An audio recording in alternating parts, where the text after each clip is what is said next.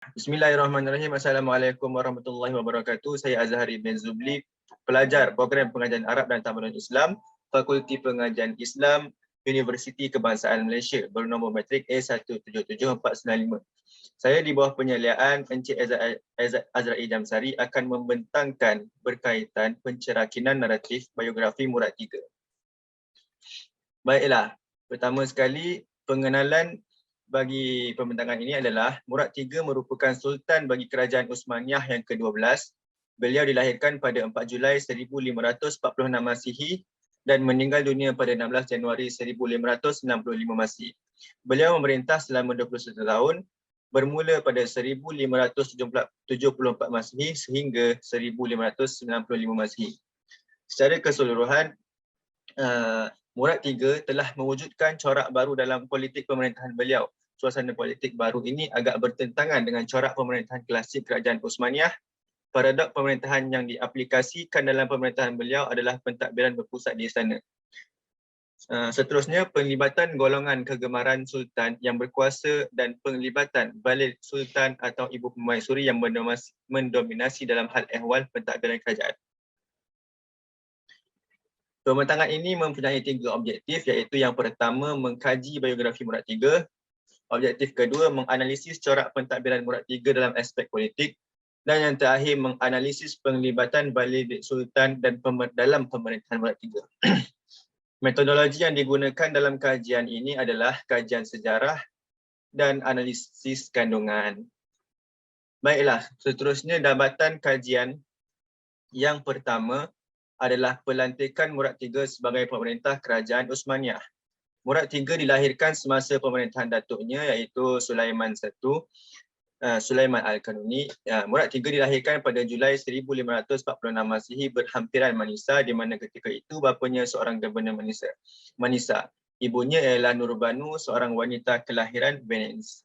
Murad III menaiki tahta sebagai pemerintah Uthmaniyah tanpa pergaduhan sivil, memandangkan beliau adalah satu-satunya anak lelaki dewasa Salim II. Murad III juga menaiki tahta pada 21 Disember 1574 Masihi. Seterusnya, situasi pemerintahan Murad III dari aspek politik. Murad III jarang meninggalkan istana atau ibu negeri. Beliau memerintah kerajaan dari kawasan dalam istana yang dilindungi dengan baik. Murad III juga ialah salah seorang sultan pertama yang pemerintahannya bercorak pentadbiran politik berpusat di istana atau hierarki status negara berpusat. Seterusnya, corak pemerintahan Murad III ini mewujudkan kebangkitan golongan pemimpin kegemaran sultan. Seterusnya, dalam baki 16 tahun pemerintahan Murad III, dinamik kuasa yang kompleks dan sentiasa berubah-ubah dalam politik pentadbiran istana tidak membenarkan pemimpin mendominasi pentadbiran kerajaan. Akhir sekali, aspek negatif tertentu dari gaya pemerintahan Murad III yang dilihat semula oleh beberapa penyitik adalah asas perkembangan logik amalan yang diikuti oleh pemerintah pendahulunya yang dipandang baik. Dapatan kajian yang terakhir adalah penglibatan Valide Sultan. Penglibatan Valide Sultan berlaku daripada peningkatan pengaruh Valide Sultan atau Ibu Permaisuri dalam urusan pemerintahan Murad III. Murad III memindahkan ibunya, iaitu Nurbanu, ke Istana Tok Kapa. Ibu Sultan menjadi kuasa besar dalam politik pentadbiran istana. Seterusnya, Nurbanu mengawal harem sebagai Hasakin Sultan dan kemudian sebagai Valide Sultan di bawah pemerintahan puteranya Murad III. Seterusnya, Nurbanu mendominasi kehidupan anaknya sendiri, iaitu Murad III, selepas naiki tahta dan sehingga kematiannya hampir 10 tahun kemudian. Nurbanu menggunakan istilah Queen Mother dan beliau adalah yang pertama menggunakan gelaran itu secara rasmi. Akhir sekali, penglibatan Nurbanu dalam hubungan diplomatik dengan Venice dan Perancis terbukti dari surat-surat yang masih ada.